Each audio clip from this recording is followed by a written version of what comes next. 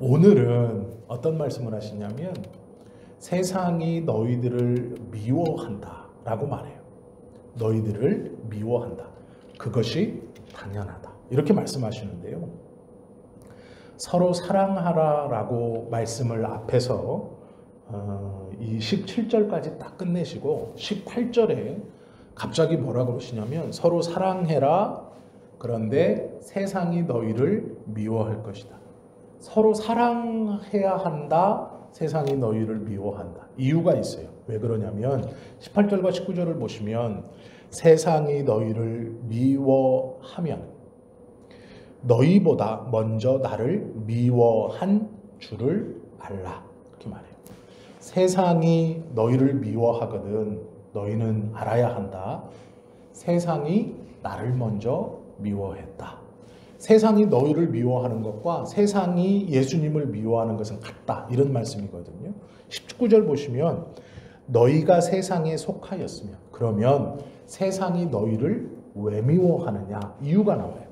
너희가 세상에 속하였으면 세상이 자기의 것을 사랑할 것이나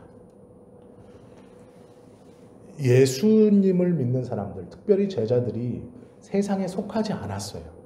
그렇기 때문에 세상은 자기 것이 아니기 때문에 미워한다 라고 말해요. 조금 더 설명하시면 너희는 세상에 속한 자가 아니요. 이제 선언을 해요. 위에서는 세상이 너희를 미워하면 너희를 미워한 것이 아니라 나를 먼저 미워한 것을 기억해라. 그리고 세상이 너희를 미워하는 것은 너희가 세상에 속해 있지 않기 때문이다 라고 설명하시는데 그 뒤에 바로 선언을 해요. 너희는 세상에 속한 자가 아니요. 오히려 내가 너희를 세상에서 택하였기 때문에 세상이 너희를 미워하느니라. 세상에게 미움받는 이유에 대해서 말씀해 주시죠. 예수님이 우리를 택하셨고 우리는 세상에 속한 사람들이 아니기 때문이다. 제자들이 이 얘기를 들을 때 제자들은 지금 어떤 생각을 하고 있냐면요. 제자들은 유대인이에요. 유대인인데 유대인 중에서도 핵심 멤버나 떳떳하게 내가 유대인입니다. 유대인들에게나 이방인들에게 말할 수 있는 자격이 없는 사람들이에요. 왜 그러냐면 지금 예수님의 제자들의 대부분 99%가 다 갈릴리 사람들입니다. 이 갈릴리 사람들은 예루살렘 북쪽에 위치해 있으면서 종교적으로 굉장히 변방에 있는 사람들이에요. 그리고 이 갈릴리 지역이라는 데가 가운데 껴있는 사마리아 지역보다는 조금 나은 대접을 받지만 그래도 예루살렘을 위시한 이 거룩한 도시에 사는 유대인들에게는 사마리아인이나 갈릴리인이나 비슷한 사람들이에요. 사마리아인은 그냥 대놓고 하나님께 버림받은 사람이고 갈릴리 사람들도 하나님께 징계를 받아 가난하게 되었고 땅도 잃어버렸고 저렇게 어렵게 산다라고 유대인들은 생각했어요. 그래서 하나님 앞에 하나님의 나라를 소망하고 소망했던 이 선지자도 나사렛에서 무슨 선한 것이 날 수 있느냐라고 말해요. 이게 이 당시에 그냥 보편적인 생각이었어요. 제자들도 마찬가지로 예수님을 쫓아다녔고 예수님에 대한 믿음이 점점점 좋아졌지만 제자들이 때로는 예루살렘 즉 본토로 들어와서 갈릴리에서 본토로 들어와서 예수님이 말씀을 전하고 갈릴리에서 센세이션을 일으킬 때는 같이 자랑스러워하고 같이 어깨를 필 수 있어요. 그런데 그런 일이 한번 벌어지면 법칙처럼 다시 갈릴리로 돌아가요. 이게 무슨 얘기냐면 도망가는 거예요. 그때의 제자들의 마음이 어떨까요? 폐잔병 같은 거예요. 어깨에는 힘이 빠지고 그래 우리는 본토 사람은 아니지. 그리고 다시 갈릴리로 가는 거예요. 그리고 얼마 시간이 지나지 않아 예수님이 다시 예루살렘 쪽으로 가시려고 하면 제자들이 좀 말리는 경우도 있어요.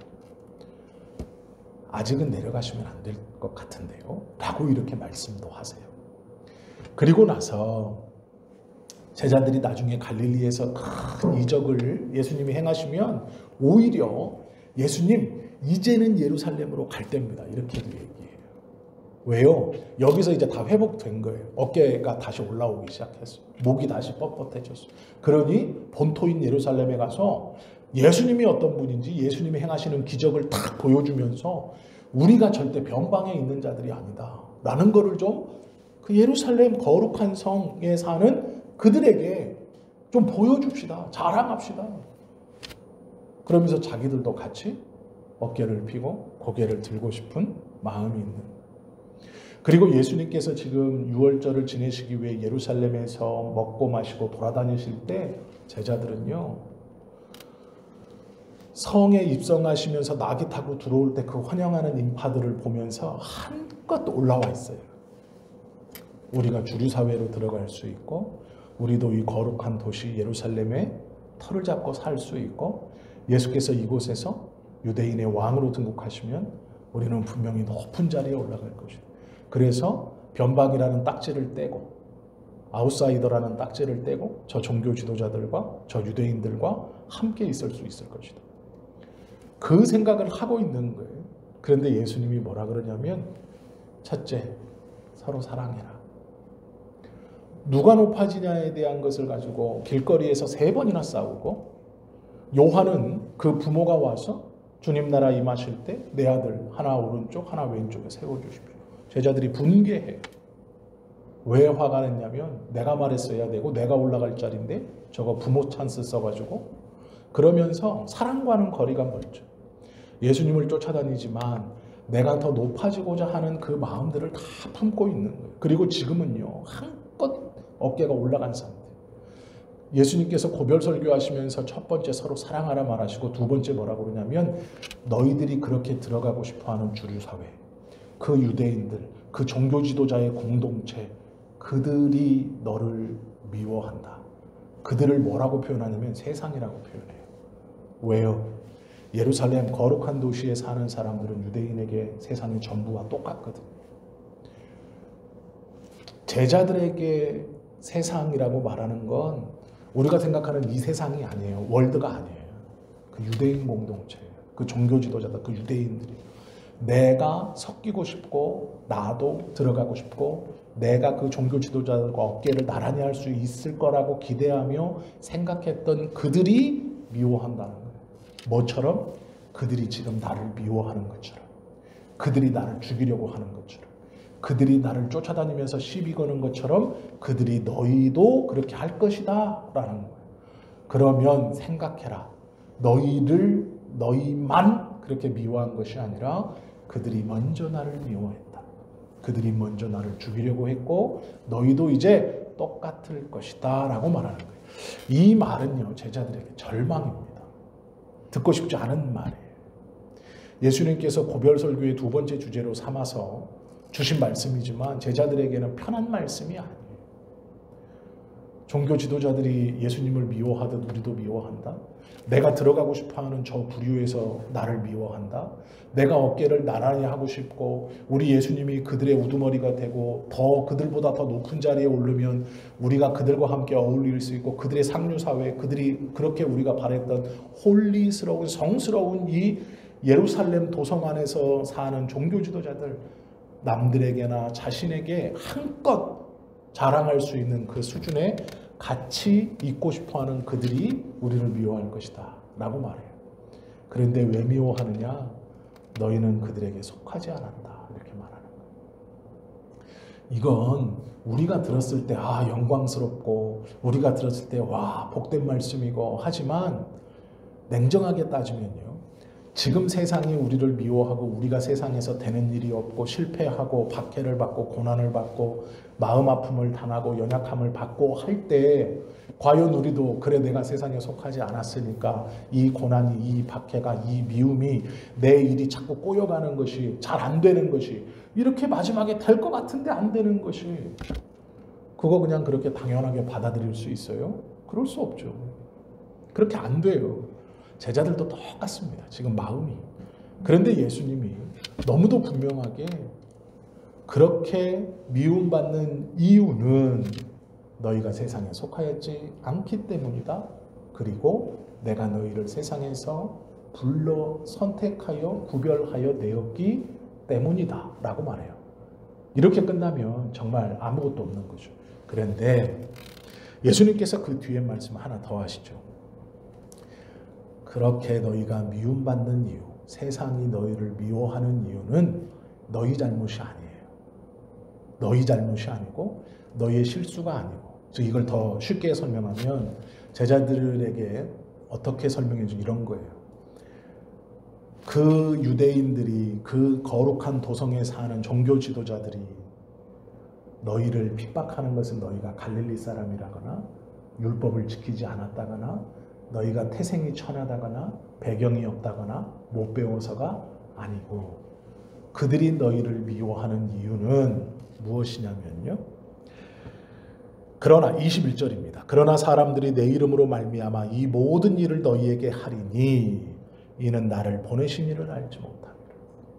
그들은 하나님을 알지 못하기 때문에 너희를 미워하는 것이다. 이렇게 말하는 거예요.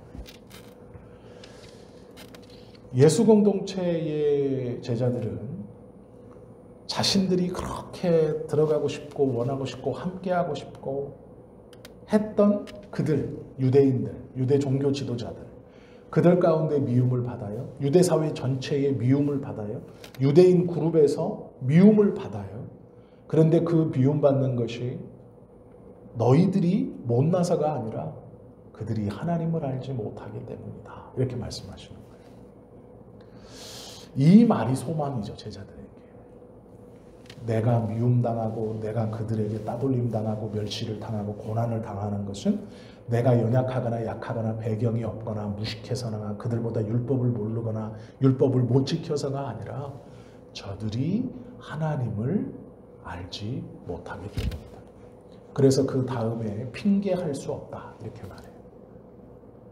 너희들은 하나님을 알지 못하기 때문에 나를 핍박하고 내 제자들을 핍박한다. 너희는 이것을 핑계할 수 없다. 이렇게 말씀하시는 거예요. 내가 와서 그들에게 말하지 아니하였더라면 죄가 없었으려니와 지금은 그 죄를 핑계할 수 없다. 너희는 하나님을 알지 못한다. 라고 말씀하시는 거예요. 하나님을 알았다면 나를 미워하거나 너희를 미워하지 않았을 것이다. 이렇게 말씀하시는 거예요. 나를 미워하고 너희를 미워하는 것이 사실이니 그들은 더 이상 핑계할 수 없다라고 말씀하시는 것입니다. 그런데 문제는 제자들의 마음은 복잡해요. 제자들은 지금 16장에 보면 이제 고별설교 세 번째 파트를 말씀하시고요. 십자가에 달려 돌아가시거든요. 이게 잡혀요. 기도하러 가시다가 잡히는데 아직 그걸 알지 못해요. 제자들은요, 한껏 고무되어 있는 상태예요. 그런데 예수님께서 발 씻기고 내가 이 마지막 만찬을 하길 원했다. 이건 제자들과 헤어지기 직전이다라는 말을 암시하는 거예요. 그 제자들이 따라가고 싶어 했어요. 주여 어디로 가십니까? 베드로는 대놓고 얘기해요. 내가 같이 가겠습니다. 예수님이 내가 어디로 가는지 너는 알지 못하고 따라올 수도 없다. 이렇게 말해요. 내가 너희를 아는 척하지 않으면 너희는 나를 아는 척할 수 없을 것이다. 이렇게 말해요. 그런데 그것이 어디냐면 하나님의 영광을 받으러 가는 곳이에요. 예수님이 잘 되는 건 분명히 알겠는데 우리들을 데리고 가시지 않는다고 말씀하고 있고 또 떠났다가 다시 오신다고도 말씀하고 있고 이 마음이 지금 뒤죽박죽 돼 있는 상태예요. 거기다가 예루살렘에서 지나가시면서 성전을 보시고 서로 사랑하라 말씀하시고 나에게 꼭 붙어 있어라 라고 말씀하세요. 제자들은 붙어 있고 싶어요. 붙어 있는 것만이 제자들이 자신의 현실에서 한 걸음 더 딛고 자기들의 꿈을 실현할 수 있는 유일한 방법인 걸 알아요. 그런데 잘 붙어 있어야 한다. 나에게 붙어 있어라. 내가 포도나무고 너희는 가지다. 라고 말씀하시면서 뭐냐면 나에게 잘 붙어 있으려면 나에게 잘 붙어 있다는 증거가 있어야 되는데 그것은 너희가 서로 사랑하는 것이다. 너희가 서로 사랑해야 한다. 너희가 서로 사랑하면 세상은 너희가 나의 제자인 줄 알 것이다. 이렇게 말해요.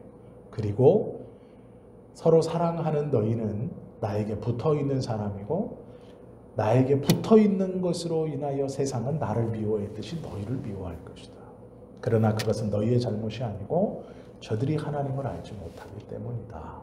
이건 핑계할 수 없다. 이렇게 말씀하시는 거예요. 이 말을 받았을 제자들의 마음이 얼마나 복잡했을까. 아니 정신이 없었을 거예요. 무슨 말씀인지 깨닫지 못했을 겁니다.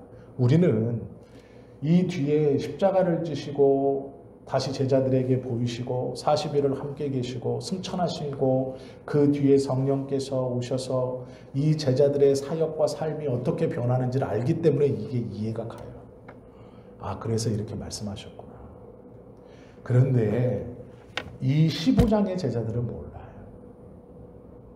그래서 예수님께서요, 이 하나의 사건에 대해, 이 어떤 주제에 대해서 이렇게도 말씀하시고 이쪽에서도 말씀하시고 이쪽에도 말씀하시는 것처럼 최대한 제자들에게 알아들을 수 있고 각인될 수 있고 기억날 수 있게 지금 계속 말씀하시는 거예요. 23절 보시면 나를 미워하는 자는 또 내 아버지를 미워하느니라. 내가 아무도 못한 일을 그들 중에서 하지 아니하였더라면 그들에게 죄가 없었으려니와 지금은 그들이 나와 내 아버지를 보았고 또 미워하였도다. 이건 정말로 깊이 묵상하고 깨달아야 하는 말씀 중에 하나입니다. 그러나 이는 그들의 율법에 기록된 바 그들이 이유 없이 나를 미워하였다 한 말을 응하게 하려 함이니라. 이 말이 뭐냐면요, 시편에 나와 있는 말씀이에요. 이 예수님이 이렇게 그들의 율법에 기록된 바라는 이 말씀은 시편 35편하고 시편 69편에 있는 말씀을 예수님이 지금 응용하시는 거예요. 그래서 뭐라고 설명하냐? 그들의 율법 이렇게 말해요. 왜 그러냐면 그들의 율법이라는 말이 단순하게 표현하면 어떤 의미냐면 율법은 법입니다. 지키지 않으면 처벌을 받는 게 법이에요. 근데 율법은 이 법보다 더 강한 거예요. 더 강한 결속력을 갖는 건데 예수님이 제자들과 예수님을 그것과 분리해서 그들의 율법이라고 해요. 그런데 여기서 말씀하신 그들의 율법에 기록된 바라는 것은 시편 35편과 시편 69편인데 그걸 응용하시는 말씀인데 왜 이렇게 말씀했느냐?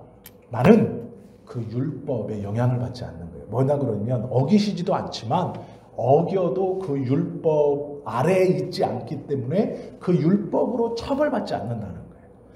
근데 더 쉽게 얘기하면 예수님의 의도는 그 율법을 어긴다 하여도 나는 구원과는 상관없다. 이렇게 말씀하시는 거예요. 그러니까 근데 이것을 어떻게 말씀하시냐? 그들의 율법이라고 하시면서 지금 이 말을 듣고 있는 제자들을 예수님과 하나로 묶어요. 이해가 되시죠? 그러니까 율법 아래에 내가 없는 것처럼 너희도 율법 아래에 있는 자가 아니다. 이런 말씀이에요. 그래서 그들의 율법, 이 그들의 율법은 세상이거든요. 세상의 율법이에요. 그들이 붙들고 있는 법이에요. 그런데 예수님과 제자들은 그것에 영향을 받지 않는다라는 거예요. 그래서 그들의 율법이라고 선을 딱 그어요. 나중에 제자들이요 성령을 받은 후에 예수님의 말씀을 이해하고 깨달으면서 하나님의 나라를 전하면서 율법 아래에 있지 아니한 자에 대한 자유로움, 그것이 무엇인가를 알게 돼요. 그래서 바울은 특별히 우리가 율법 아래에 있지 않다라고 말해요. 그 율법 아래에 있지 않다는 것은 이 법을 어기지도 않지만 어겨도 하나님을 아는 자가, 하나님을 사랑하는 자가 어떻게 하나님의 말씀과 법을 어기겠어요? 그렇지 않죠. 그 하나님의 말씀을 존중하고 사랑하고 사모하기 때문에 율법은 예수 그리스도를 통해 구원받은 자에게는 더 이상 올무가 아니라 그것은 존중하고 지켜야 되고 그것은 이제 자연스러운 나를 더욱더 빛나게 하는 그런 하나님의 선물과 같이 바뀌는 거예요. 원래는요, 채소는 11조의 품목이 없습니다. 그런데요, 이 예수님 당시의 율법학자들은요, 채소의 11조까지 드렸어요. 소채의 11조. 그건 율법에 없어요. 그런데 그들은 그걸 자랑하기 위해 드린 거예요. 소채의 11조를 드립니다. 11조는 곡식과 포도주, 짐승으로 드리는 거예요. 그런데 채소는 없어요. 엄밀히 말하면. 그런데 그것도 드려요. 근데 이건 나를 무겁게 하는 올무예요. 아름답게 하는 것이 아니고 율법 아래 있는 자라는 거죠. 예수님께서 하셨던 이 말씀을 나중에 제자들이 깨닫고 율법 아래 있지 아니한 자처럼 살아요. 그것이 무엇이냐면 정결하지 아니한 것들을 먹어도 구원과 영향을 받지 않는다라는 것을 알게 되는 거예요. 그게 율법 아래 있지 아니한 자의 삶이에요. 예수님이 그랬어요. 그래서 예수님은요, 안식일이 누구를 위해 있느냐라고 감히 종교 지도자들은 한 번도 반박해 본 적이 없는 말씀들, 주제들을 이야기하죠. 너희가 가지고 있는 동전에 이 이야기를 잘 생각해 보셔야 돼요. 제사장들은요, 세상에 속한 사람이라고 생각하지 않았어요. 그때 제사장들의 개념의 세상은 로마의 지배 아래에 있는 거예요. 그래서 제사장과 종교 지도자들은 성전 안에 속한 사람이기 때문에 우리는 성전에 속한 사람이라고 생각했고, 스스로 또한 성전은 세상의 돈을 받을 수 없다, 받으면 안 된다, 그래서 성전 안에서 통용되는 돈을 갖고 다녔어요. 이 돈은 성전 안에서만 쓰는 게 아니라 예루살렘에서 통용되는 거예요. 유대인들에게 통용되는 돈이에요. 그런데 문제가 있습니다. 예수님께 와가지고 가이사에게 세금 내는 게, 하나님에게 세금 내는 게 어느 것이 옳습니까? 라고 물어요. 그때 예수님이요, 그걸 물은 것들이 율법학자, 종교 지도자들이거든요. 그들은 어디에 속한 사람들입니까? 자기들 스스로 로마에 속한 사람들이라고 생각 안 해요. 성전에 속한 사람들이에요. 그것이 곧 하나님께 속한 사람들이고, 그런데 예수님이 그들에게 반대로 질문합니다. 너희에게 동전이 있느냐? 꺼내봐라. 그래서 꺼냈어요. 이게 뭐가 이상합니까? 라고 하지만 그들이 꺼냈을 때 그 동전에 누구의 초상이 있느냐라고 물어봐요. 그때 가이사의 초상이 있습니다 라고 말하죠. 가이사의 것은 가이사에게, 하나님의 것은 하나님에게. 이 말이요, 그냥 하는 말이 아니에요. 종교 지도자들, 율법학자들은요, 성전에 속한 사람들이에요. 자기들이 그렇게 인정하고 자타가 그렇게 말하고, 자기들은 그래서 로마의 아래에 있지만 로마의 아래에 있지 않다고 생각했어요. 그렇게 자랑했고 그렇게 믿었어요. 그런데 그들의 호주머니에서 나온 건 뭐예요? 로마의 주화예요. 이건 나는 성전에 속한 사람이다라고 다닌 사람이 로마의 주화, 세상의 돈, 그걸 들고 다니는 거예요. 그리고 너희에게 뭐가 있느냐 하니까 성전에서 쓰는 돈이 나온 게 아니고 로마에서 쓰는 돈이 나와요. 그러니까 뭐라 그래요? 누구의 얼굴이 있느냐? 가이사의 것은 가이사에게. 이건 동전 얘기가 아니에요. 너. 그 동전 들고 다니는 너. 하나님의 것은 하나님에게, 가이사의 것은 가이사에게, 세상의 것은 세상에게, 하나님의 것은 하나님에게. 이 이야기와 똑같은 이야기예요. 동전이 있느냐라고 물으신 거예요. 단순히 돈에 대한 이쪽에다 드리고 저쪽에다 드리고 세상 성전에 드리고 이런 얘기가 아니고, 성전의 사람이라고 말하면서 세상 것을 들고 다니는 너, 그거 왜 들고 다녀요? 아니, 예수님 쫓아다니려면 밥도 먹어야 되고 물도 마셔야 되고, 예를 들어 포도주도 한 잔은 그럴 때 있게 돈을 쓸 때 있겠죠. 살면서 돈을 왜 안 써요? 그런데 그걸 가지고 예수님을 시험하려다가 예수님이 네 품 안에 누구 동전이 있냐? 그거 꺼내봐라. 그러니까 꺼내니까 로마의 동전인 거예요. 그거 그냥 줘라. 그건 동전 얘기가 아니고 그걸 질문하고 있는 너는 세상에 속했다. 너는 성전의 사람이 아니다라는 말이에요. 그래서 그들이요, 아무 말도 못하고 울그락불그락 해서 돌아간 거예요. 단순히 이건 동전 얘기가 아니거든요. 똑같은 말씀이에요. 세상에 속하지 않았기 때문이다 라는 말. 이 말이 이 당시의 제자들은 알아듣지 못한 말이에요. 그런데 성령님께서 이들에게 깨달음을 주신 다음 이 예수님의 고별 설교가 이 제자들에게 얼마나 중요했겠어요. 예수님의 마지막 유언과 같은 말인데, 이제 내일이면 판가름이 나요. 그리고 얼마 지나지 않아 성령이 임해요. 그때 제자들이 하나님의 나라, 예수님께서 부활하시고 승천하시면서 자신들에게 직접 말씀해 주신 지상대 위임령, 복음을 전하는 것, 주님의 나라를 전하는 것에 있어서 이들이 예수님의 말씀 중 이 고별 설교를 곱씹으면서 자신의 믿음의 공동체, 예수 공동체에게 이것들을 가르쳐 줄 때 성령께서 이들에게 예수님이 그때 하신 말씀이 어떤 의미인가를 깨닫게 해주시는 거죠. 그때 이들이 느꼈을 예수님의 마음과 자신들의 부족함, 그리고 자기들이 살아가야 하는 이유와 무엇을 붙들고 살아가야 하는지에 대한 깨달음, 요한은 그것을 한마디로 사랑하라라는 것으로 정의했고, 다른 제자들도 마찬가지로 이것을 통해서 자신 각자에게 주신 내가 주님을 전하면서 꼭 붙들고 잊어버리지 않아야 하는 소명들을 깨닫기 시작했다라는 것이죠. 그 말씀이 오늘 본문의 말씀이에요. 26절, 27절 보시면 내가 아버지께로부터 너희에게 보낼 보혜사 곧 아버지께로부터 나오시는 진리의 성령이 오실 때에 그가 나를 증언하실 것이요. 진리의 성령은 아버지께로 나오시는데 그 아버지께로 나오신 그 성령이 오시면 성령님이 하시는 일이 뭐냐? 예수님을 증거하는 거죠. 병 고치는 일 아니고요. 돈 벌게 해주는 거 아니고요. 방언하게 해주는 거 아니에요. 예수님을 증언하게 하는 거예요. 예수님을 증언한다. 법정에서 판결에 효력 있는 말, 이 말은 가볍게 던지는 말이 아니라는 거예요. 본대로 들은 대로 자기의 생각이 아니라 증언은요, 자기가 이랬을 겁니다가 아니에요. 본 것 그대로, 들은 것 그대로 얘기하는 거예요. 병개시켜서 전하는 게 아니에요. 성령께서 병 고침으로 예수를 증거한다? 아닙니다. 성령께서 방언하시면서 예수를 증거한다? 아니에요.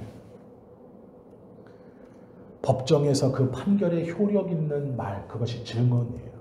성령님이 임하시면 예수님을 증언한대요. 예수님에 대해서 사실을 말씀하십니다. 그런데 예수님에 대해서 사실을 말씀한다라고만 끝나지 않고 너희도 처음부터 나와 함께 있었으므로 증언하느니라. 성령님이 오셔서 나에 대해서 증언하는 것 그대로 너희도 나에 대해서 증언, 너희가 본 대로, 너희가 나와 대화를 나누며 들은 대로 가감없이 너희의 생각이나 변개 없이 그대로 증언한다. 이것이 사명이죠. 우리도 마찬가지로 성경을 통해서 하나님이 성경의 말씀을 통해 성령께서 조명하시고 하나님께서 그 성령님의 조명하심으로 깨닫게 해주시는 예수님을 그대로 증언하는 거예요. 그런데 우리는 이것을 바꿔서 예수님 믿으면 부자도 되고 출세도 하고 병도 고치니까 예수님 믿어봐. 예수님 믿으면 구원을 받는 거죠. 병 고치는 거 아니에요. 부자 되는 거 아니에요. 예수님 믿으면 구원을 받는 거예요. 지옥에 왜 가요?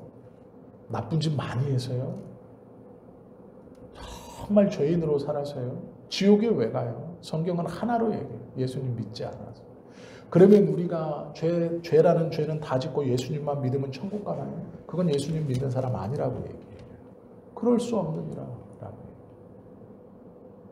천국에 어떻게 가요? 착하게 살면요? 아니에요. 예수님 믿어서. 너무 분명하잖아요. 천국에 어떻게 갑니까? 예수님 믿어서. 지옥에는 왜 갑니까? 예수님 안 믿어서. 다른 사족을 붙일 필요가 없어요. 착하게 살지 않아서. 제가 정말로 마음이 아팠던 적이 한 번 있어요. 그 예전에 제가 한번 몇 번 말씀을 이렇게 드리는데 여자 집사님이 이제 제가 삼천포에 있을 때 사무실로 찾아오셨어요. 근데 이분이 뭐 무슨 일이 있었는지 막 엉엉 울면서 제가 이제 목사 한 수 받고 얼마 안 됐을 때인데, 이제 목사님 저는 천국 가야 돼요. 아유 가셔야죠. 그랬더니 그게 그 말이 아니었어. 나는 서방복도 없고 자식복도 없고 새끼복도 없고 진짜 고생하고 부모복도 없이 혼자서 아둥아둥 살았기 때문에 천국 가야 돼. 이제 그 마음이 어떤 일이 있었는지 저는 잘 모르고 이제 그 마음은 알겠어요. 그 마음은 알겠어요. 억울한 거죠. 다른 사람은 저렇게 잘 살고 남편 복도 있고 자식 복도 있고 부모 복도 있고 저렇게 좀 편하게 살고 교회에서도 인정받고 그걸로 가지고 사역도 섬김도 잘하는 것 같고 자기는 부모 복도 없고 자식 복도 없고 남편 복도 없고 이렇게 예수 믿는 게 힘들고 어렵고 지질이 고생을 했는데 그러니까 나는 천국 가야 된대. 근데 너무 명확하잖아요. 고생했다고 천국 갈 수는 없어요. 부모 복 없다고 자식 복 없다고 남편 복 없다고 천국 갈 수는 없어요. 이 땅에서 내가 고생했다고 천국 갈 수는 없어요. 예수님 믿어야 가는 거죠. 그분의 마음이 제가 어떤지는 알았는데요. 그때 제가 문득 그런 생각을 했어요. 아 그래 마음은 이해해요. 제가 그때 중고등부 청년부들을 가르치고 있었는데 예수님 믿어야 천국 간다는 이 단순한 얘기를 꼭 해줘야 되겠다. 아이들한테 꼭 해줘야 되겠다. 고생했다고 천국 가는 거 아니고 삶이 힘들다고 천국 가는 거 아니고 예수님 믿어야 천국 간다 라는 얘기 꼭 해줘야 되겠다. 예수님이 제자들 보고 이렇게 고별 설교를 하시면서 계속해서 하시는 말씀이 그거예요. 왜 사랑해야 되느냐? 왜 하나님의 나라를 사모해야 되느냐? 왜 보혜사 돕는 성령님이 너희에게 오시느냐? 증언자의 삶을 살게 하시기 위해서예요. 세상과 구별돼요. 목사님 저는 그렇게 뭐 고난도 아픔도 슬픔도 잘 모르겠는데요. 왜 모를까요? 증언자처럼 안 사니까. 증언자처럼 안 사니까. 적당히 타협하고 적당히 줄다리기 하고 한 발 걸치고 한 발 떼고 이러고 있으니까. 어쩌면 세상에서 당하는 고난과 아픔과 어려움이 없다는 얘기는 세상의 편에 반절 정도 들어가 있기 때문에요. 아니 어쩌면 다 들어가 있어서 세상이 나를 미워하지 않기 때문일 수 있어요. 오해하지 마십시오. 그래서 병 걸려라 절대 아니에요. 그런 말씀 아니고 한번 고민해 보자는 거예요.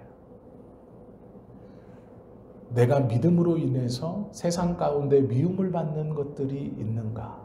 없다면 내가 정말 기도를 열심히 하고 하나님의 말씀을 정말 잘 지켜서 하나님의 은혜로 아무런 큰 어려움 없이 살고 있다고 생각하는가? 아니면 적당히 믿고 있기 때문에 적당히 견딜만하게 미움받고 때로는 느끼지도 못하고 살고 있는 것은 아닌가?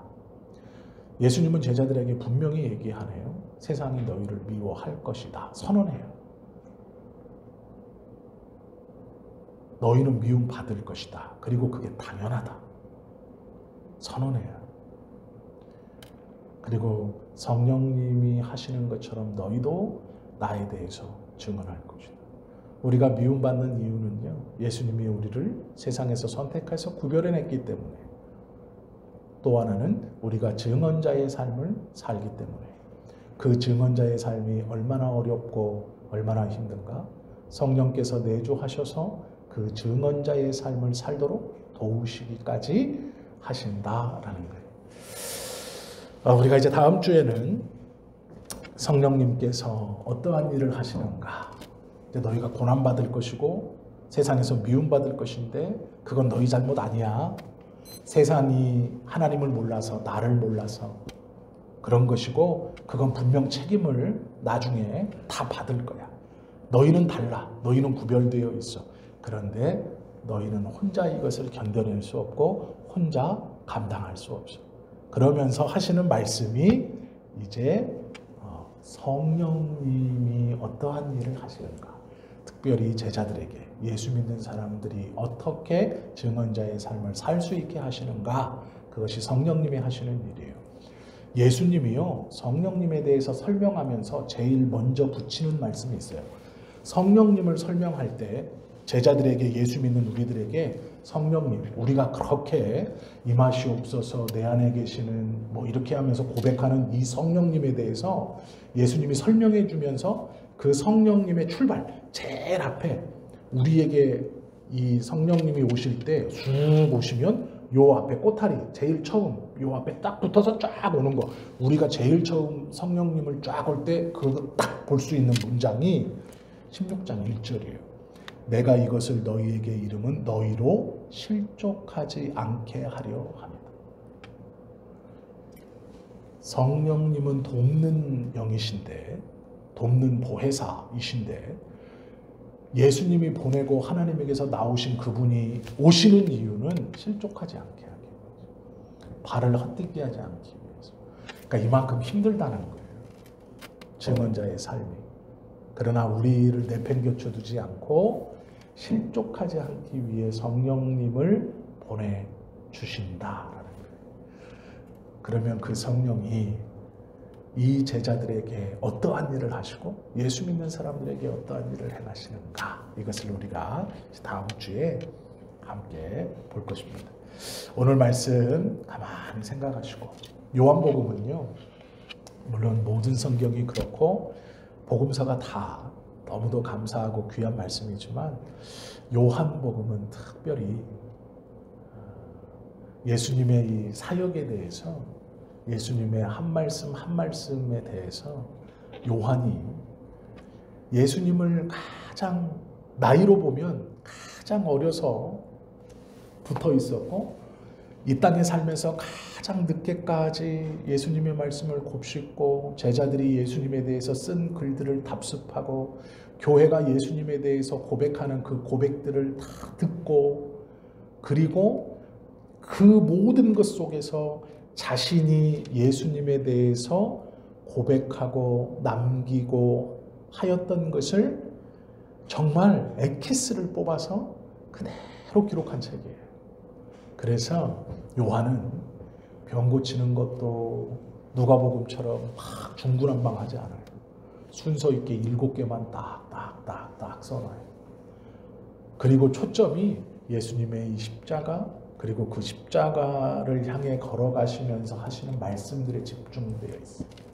그래서 우리가 요한복음을 이제 시간이 나시면 앞에서부터 찬찬히 다시 한 번씩 읽고 잘 따라오실 수 있으면 더 좋을 것 같습니다. 기도 드립니다.